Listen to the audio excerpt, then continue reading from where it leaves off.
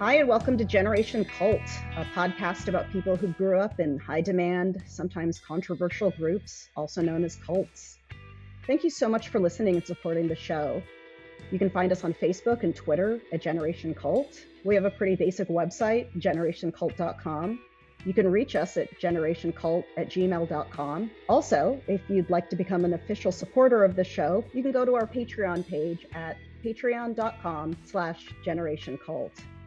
Today, we're going to be speaking with Lynn, who not only grew up in the Mormon church, but is also a descendant of Joseph Smith, who, in case you don't know, was the founder of Mormonism. Lynn is no longer a member of the Mormon church, and when she left the church, it made a huge impact on her family.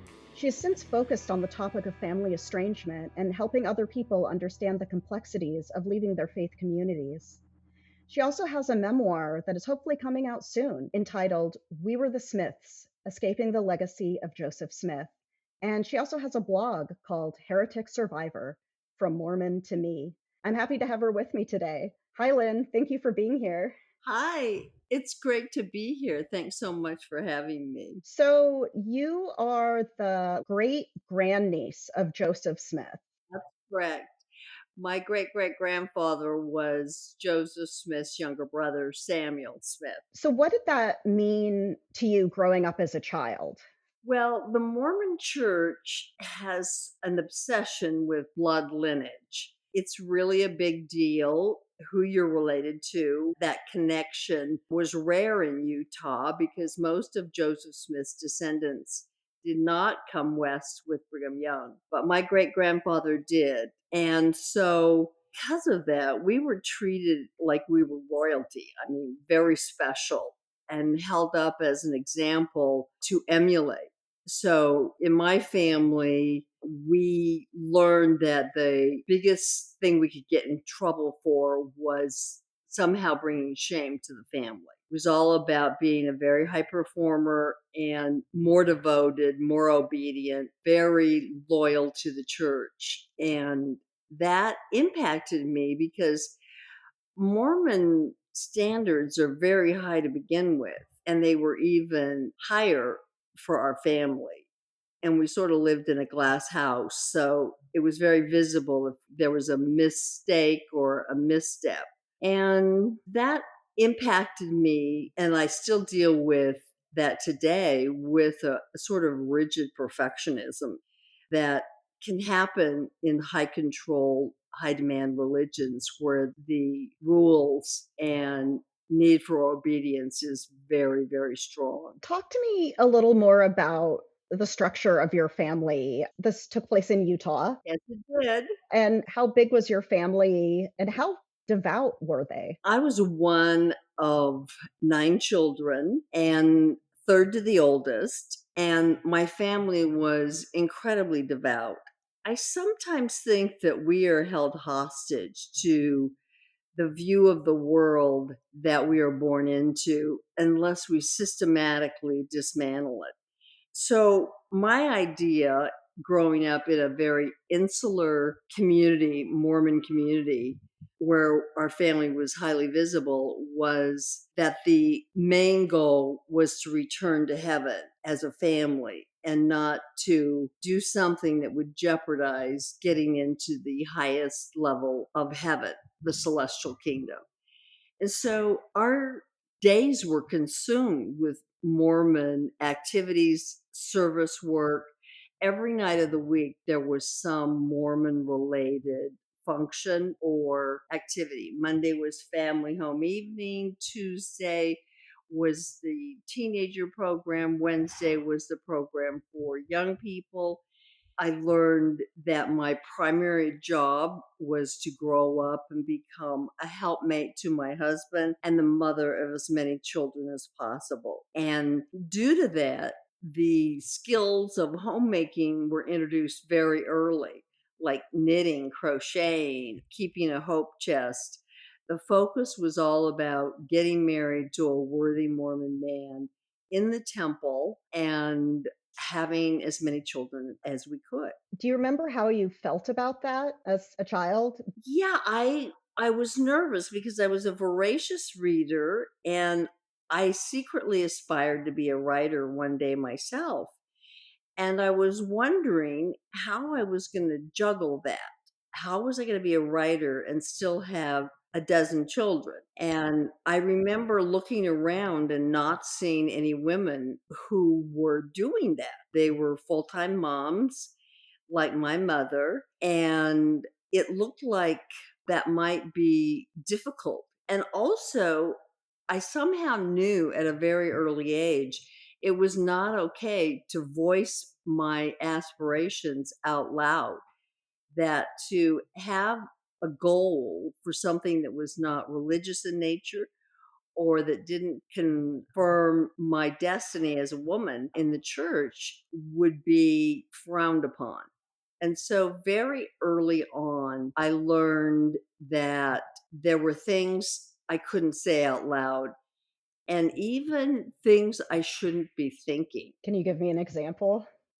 Well, in Sunday school, I got in trouble for asking questions, just the normal kinds of questions that children would logically have, like, how did Joseph Smith know where the golden plates were buried? And my teacher would say, that's not important. God led him to the place where the Book of Mormon was going to be discovered and then translated to become the Book of Mormon. And I could tell I was upsetting my teachers with questions and that my curiosity itself was an issue for them. And I was constantly told to sit down, be quiet, and focus on the lesson they were teaching. And it was one of the reasons I wanted to go to university. I thought I had put so many questions I had both about the logistics of the Mormon church, like how did this happen and why was it this way, that and I had put all those questions on the shelf and I thought, well, when I go away to university, I'll be able to ask all my questions and get answers. And fortunately for me, I was in such a rush to get to college that I graduated a year early from high school. And I had missed the deadline to apply to BYU. Brigham Young University is the university of choice for Mormon kids. Yeah. And so I started my freshman year at a state school knowing I would transfer at the end of the year. But while I was at Utah State University, I took a creative writing class, and my professor, who I adored, he was sarcastic and witty and so urbane and sophisticated. And I discovered he was an atheist, and I was shocked. But he discovered who I was, and he challenged me to take his religion class the following semester and defend my faith in class. Wow. And I thought, well, I'll show him a thing or two. I know everything there is to know about Mormons and then some. And so I was excited about it, but I was curious about what he already knew about the Mormons. So I decided I better read everything that was available on Mormons. And for the first time, I had to order these books. They weren't in my library in Utah. And they were books that I had been forbidden to read as a Mormon. And they were books by outside non-Mormon historians and scholars. And I ordered these books because I knew my professor had probably read them. And when I got them and started reading them, I was shocked that the narrative, the story that these scholars reported about Joseph Smith and the early days of the Mormon Church was a very different story than what I had learned growing up. Mm. That he was a con artist, that he had been arrested for defrauding his neighbors by pretending he could find buried treasure. And it went on. And I didn't even know where to begin to refute this. I had a blank page ready for rebuttals, and I couldn't find how to rebut these because it was so matter of fact. Newspaper articles, signed affidavits, court reports, eyewitnesses. And It was also the first time I understood my religion in the context of the religious upheaval at the time.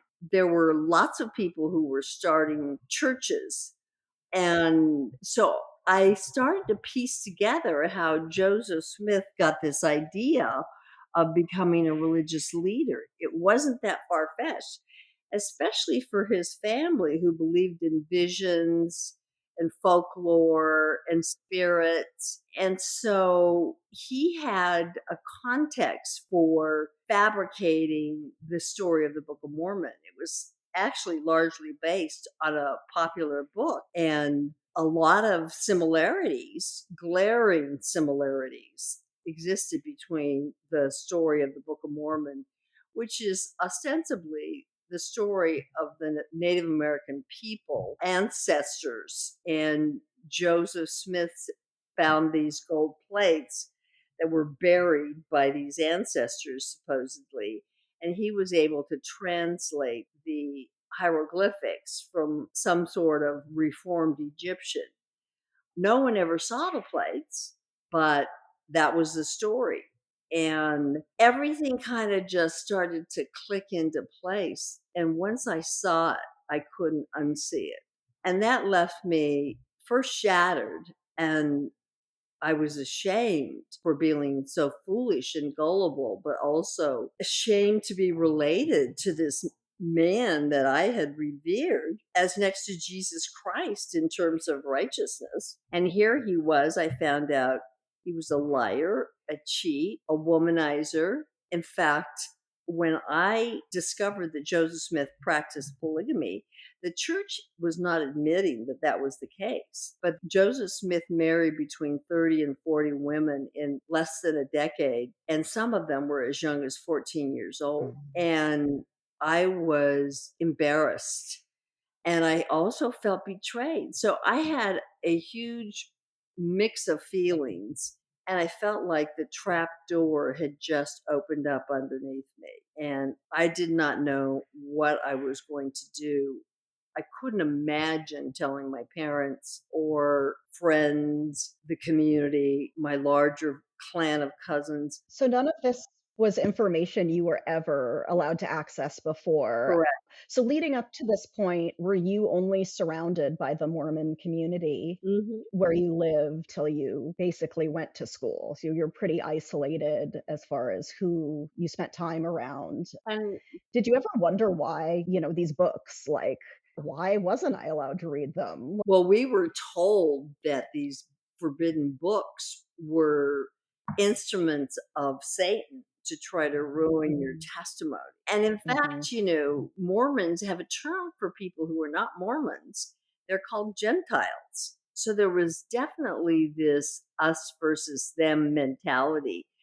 And Gentiles were viewed with suspicion that they had something out for the Mormons. Like Mormons felt like Gentiles persecuted them. And this was true in the early history of the church, but not for the reasons that I thought, because Mormons were more virtuous and they were good people and successful, and others were jealous of them.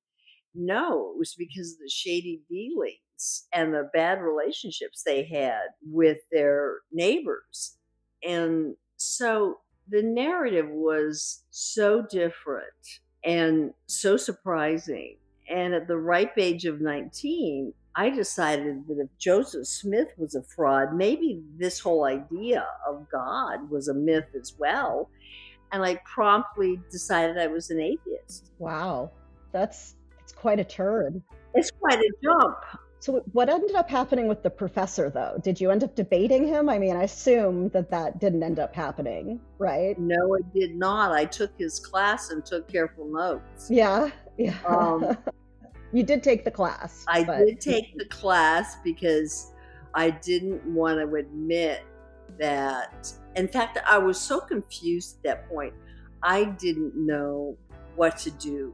yeah. But of course, when I stopped going to church and all the other Mormon activities, because even into college, you're expected to take educational classes, go to Mormon dances, so you only meet Mormon boys. And when I stopped socializing and going to church, the church came looking for me. They sent visiting teachers to check up on me and find out what was going on. And when they knocked on my door and wanted to know what was up, I admitted to them that I wasn't a believer anymore. And they were stunned. Yeah. They knew who I was, and they alternately pleaded with me to return, saying, "You've been led astray by the devil," or threatened me, "You're going to go to hell forever, be lost in eternal darkness, and your family is not going to be together in heaven." So I knew I had to tell my parents, and that really pushed me into action. And I made a phone call. This was before cell phones, and school was hours away. So I called my parents and told them that I had something to tell them, and they were devastated. It came as a complete surprise. In a lot of ways, I was sort of the golden child in my family. I was put on a pedestal as like, look at how God has rewarded Lynn for her obedience and her devotion. So I was immediately yanked off the pedestal, and I lost the respect of my parents and also my brothers and sisters. They didn't ask me, why are you leaving the church? What is it about the church that makes you think you can't be a part of it anymore? So my mother begged me to reconsider, and she told me that I would be the reason our family would not be in the celestial kingdom together as a family if I didn't come back to the fold. And she made me promise that I would pray again and ask that the truth be revealed to me. And I promised her I would, but I didn't. My father, he didn't threaten to cut me off, but he basically said there may be parts of the Mormon church that you don't agree with, but don't throw the baby out with the bathwater, basically. And I later realized that that's where he had positioned himself in the church, because he was the director of the Utah State Historical Society. And so he knew Mormon history very well. And he must have run into conflicting reports from historians. Yeah. And I think he was so deeply identified by his heritage and by his own faith. He had gone on a mission like all of his brothers and sisters. He was one of 10 children. They were all super achievers, all went on missions, all got married in the temple, and all had big families. And so I think that's where he was at philosophically. Mm. It may not be perfect, but maybe nothing is. Mhm. But that was not acceptable to me. Yeah. I mean, it sounds like you had a really dramatic response. You went from, believing to, "I'm an atheist." And it's black and white. I didn't stay an atheist because I realized that just there was so much wonder in the world. As I started my journey of recovery, I realized that it was a very limiting belief system to think that I knew all the answers to the mystery of the universe and its creation and organization, and how to explain love and altruism and our basic humanness. So I didn't stay an atheist, but that was my position. I also knew I couldn't stay in Utah and embarrass my family. I already was an outsider at that point, and they didn't quite know what to do with me. I was fortunate that they didn't disown me or throw me out of the house, but I was kept at arm's length and viewed with suspicion. And I knew I couldn't talk about what I discovered to my younger brothers and sisters, that they would see that as a betrayal and that would make things even worse. So I left for New York City, sight unseen. The anonymity of New York appealed to me. And I thought, no one will know who I am there. But I didn't have a job or a place to live. And so I just got off the plane and hoped for the best. I mean, I was so naive to go from Salt Lake City to New York City. Talk about a culture shock. I bet. Yeah. But fortunately, after struggling a bit, I was very fortunate. I met a friend early on, and she really saved me. She had Salvation Army parents, and she had left the Salvation Army church. And so she could understand a little bit of what my experience was like. And we became fast friends. And I ended up enrolling at NYU and getting an MBA and going into the corporate world. But I tried to outrun the religious trauma of my past. I thought I could be like a snake shedding my old skin and emerge shiny and new, and that didn't happen.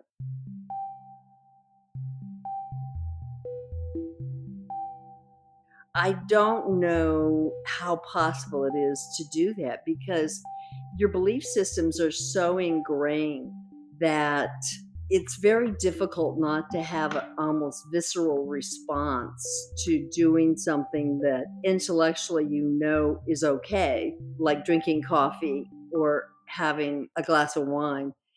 But there's this visceral sense of shame that comes up, let alone something more involved like having sex before marriage or swearing. I mean, I didn't know what was appropriate, how to behave in New York City. What were the rules?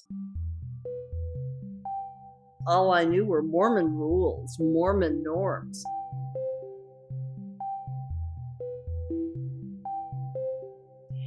So it was a very unrooted sensation. I didn't feel like I belonged anywhere. And fortunately, I sought therapy to try to better understand myself. And I'd had classes in psychology that talked about brainwashing and groupthink and other forms of coercive thought.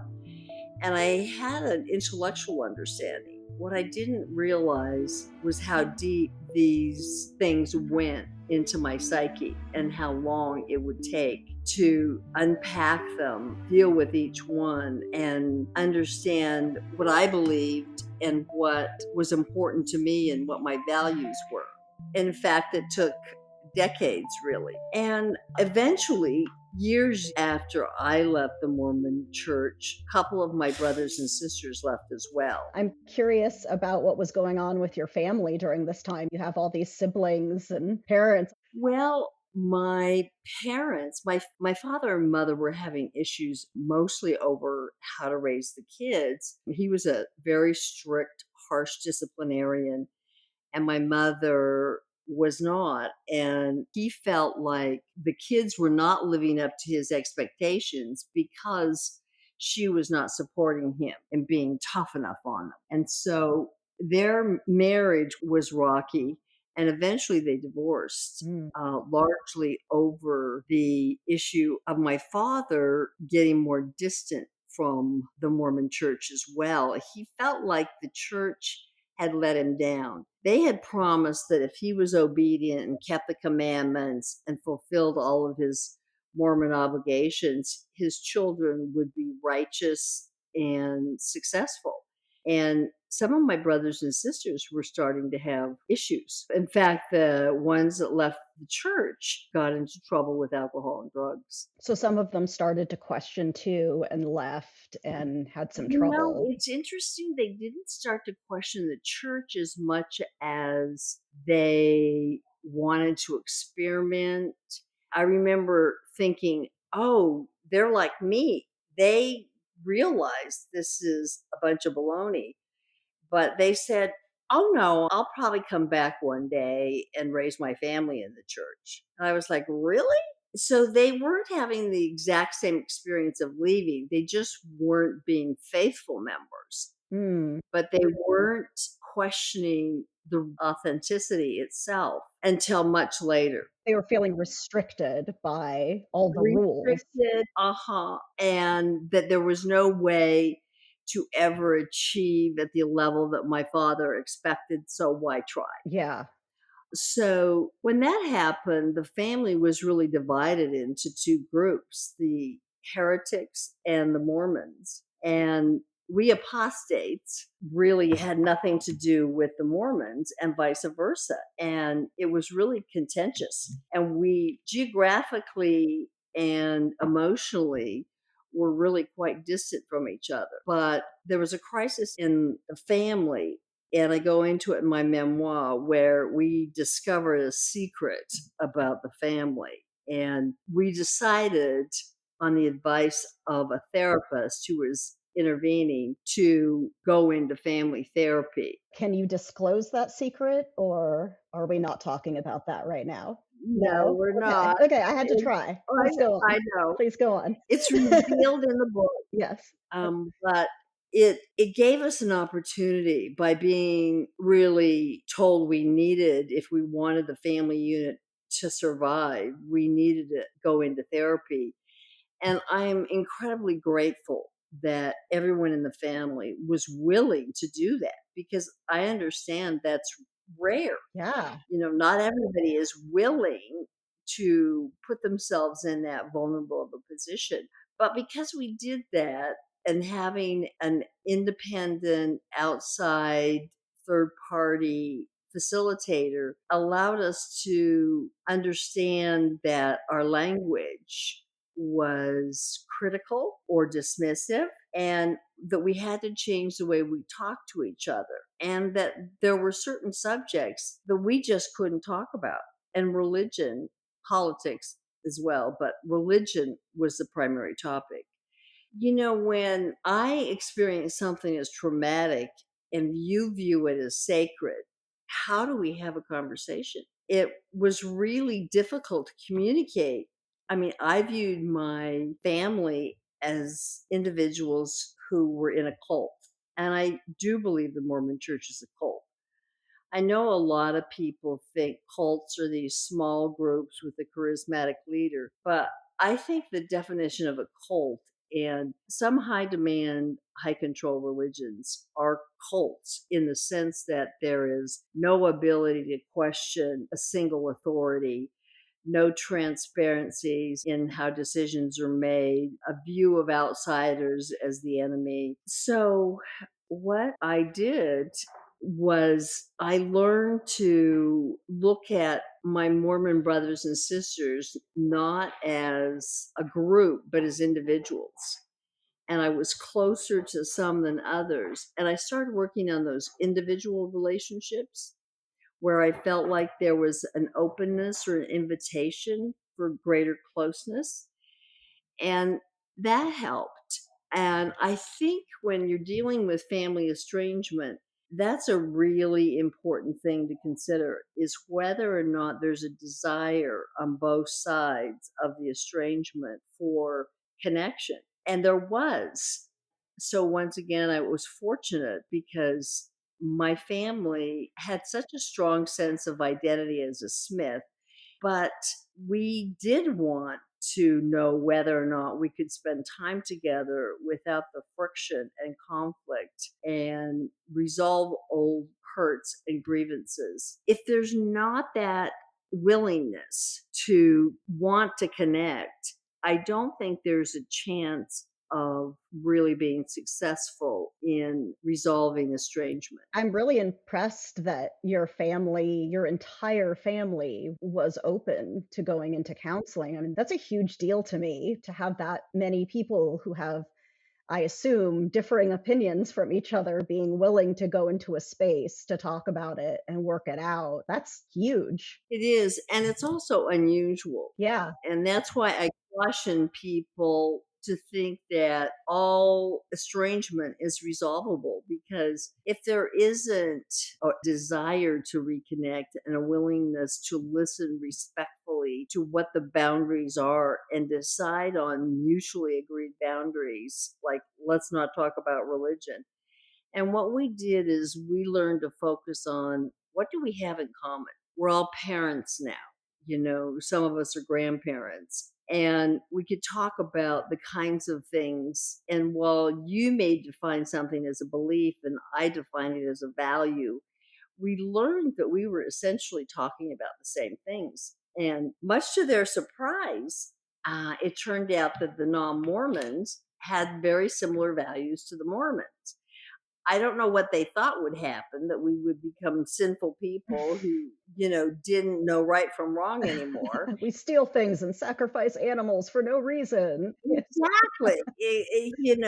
There was this, "Oh, so you still give money to charity?" And we're like, "Well, yeah, we don't tithe, but that's a very important part of who I am, is to contribute to those less fortunate." They were like, "Oh, well, that's good." And the biggest problem was that the non-Mormons believe there are multiple paths to the top of the mountain. Like, there isn't only one path to God. And the Mormons, of course, think there is only one true path to God. And that was hard for them to understand. They thought they were being respectful, but in reality, they were still saying, well, we've got the truth. Mhm. And we felt that. Yeah. And Yeah, how do you work with that? you don't debate.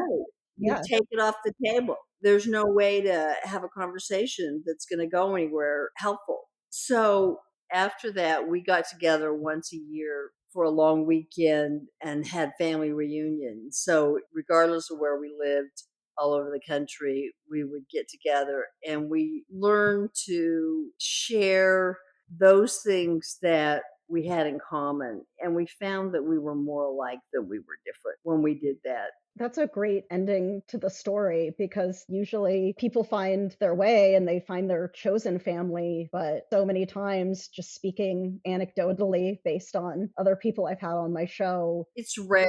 it's rare, like, the other people aren't willing to talk it out or even entertain the fact that their child doesn't wanna follow in their footsteps. Yes, exactly. That makes me really happy that your family was able to find common ground and still have a relationship. Yeah, and I talk about that in the book. It's a hopeful message, and I talk about what we went through to get to that point and some of the hard conversations. And it's still a fragile connection. One of the things that I was very concerned with deciding to go ahead and publish this memoir was the fact that I was offending my brothers and sisters who were Mormons. And I'm sure they are offended, but I don't think they'll sever ties with me over it. I said, if you don't want to follow me on social media, if you don't want to read my book, I'll understand and I won't take it personally. You're just protecting yourself from information that you don't want. But if you'd like to, here's the book and you can read it. And if you want me to change your name, I'm happy to do that. And several of them did say they wanted their name changed, but they didn't say, don't you dare publish or I'll never speak to you again. It's great. Yeah. Yeah, it all comes down to understanding other people's boundaries or respecting other people's boundaries. Respecting and getting to the point where even if you don't understand or agree, you still respect the dignity of their right to their own journey. Mhm. And that takes some doing. That takes some emotional maturity. And like you said, that doesn't often happen. But most of my brothers and sisters have been in individual counseling for one reason or another. And to be honest, it still breaks my heart some of the issues I see in my Mormon brothers and sisters' lives that I think are a result of religious trauma, that they don't identify it that way. They just think they need to try harder, become more worthy, etc. And that's heartbreaking to me, but I'm not going to be the one to tell them that they need to make these changes and they'd be so much happier if they did. Mm. That's just not going to happen. They see themselves as in the one true faith and they're going to the highest level of heaven. And I don't think there's an openness to changing their mind about that. Yeah, that's the thing, you have to let people figure it out for themselves. That's the part of not being in a cult. Yep. It can be frustrating because sometimes you don't get it, Yeah, but exactly. yeah, you just have to let people figure it out. Have their own journey. Yeah, exactly. So, what's going on for you now? Well, my agent is shopping my book and it's at 8 different publishers who've expressed an interest and we're waiting to hear back. In the meantime, I'm really finding a lot of fulfillment in engaging with the ex Mormon and ex cult community, talking about what deconstruction of religious trauma looks like. And I have a newsletter and a blog, and I talk about things that I think are unique to Mormons or unique to people who leave high demand, high control religions. For example, I think it would surprise people to learn that Utah has the highest use of antidepressants with women in the country. Hmm. And they present an image. The church spends millions of dollars cultivating this image of the happy, wholesome Mormon families, these big, smiling, happy families. But in fact, women are really given limited choices for authenticity and fulfillment. You can't color outside the lines without being judged, scrutinized, and you face, depending on how far you color outside the lines, suppression or even excommunication. And the Mormon church is very patriarchal. There are no women in leadership positions whatsoever. Men are the ones who are given the priesthood, which is the ability to act in God's name. And they do all of the speaking or ministering. So women have a very subversive second class citizen role, and that is debilitating. And not everyone finds fulfillment in the helpmate and mother of multiple children role.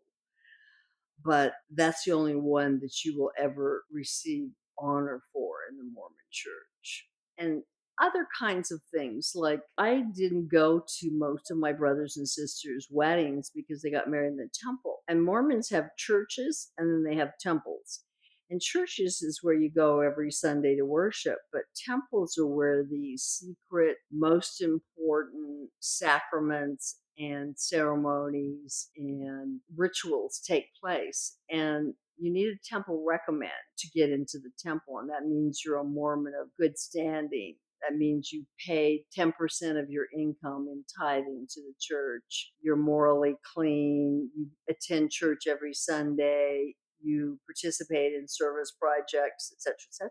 And your bishop gets to decide whether or not you're worthy of entering the temple. Now, of course, as a non-Mormon, there was no way I could go in the temple. And so while all my family's in the temple watching one of my brothers and sisters get married, I'm standing outside waiting for the photos Hmm. afterwards. And it hurt my I feelings. And bet. they didn't understand why I was hurt. They were like, well, it's a Mormon thing. Why would you want to go? You're not a Mormon. I'm like, well, most weddings are inclusive affairs. They didn't get it. Yeah. It's hard because Mormon rituals are interwoven throughout all the most important events: funerals, baptisms, christenings, weddings, everything important that happens.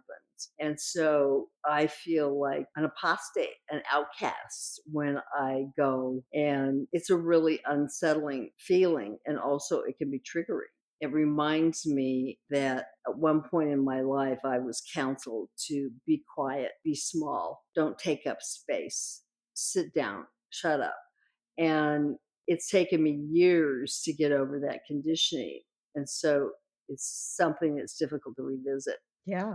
Is there anything else you want to share about your experience? Well, you have to really put yourself back together from scratch once you leave a high control religion. You don't even know who you are without those labels and those restrictions. And so finding out who you are is a process. I learned that getting therapy was critical.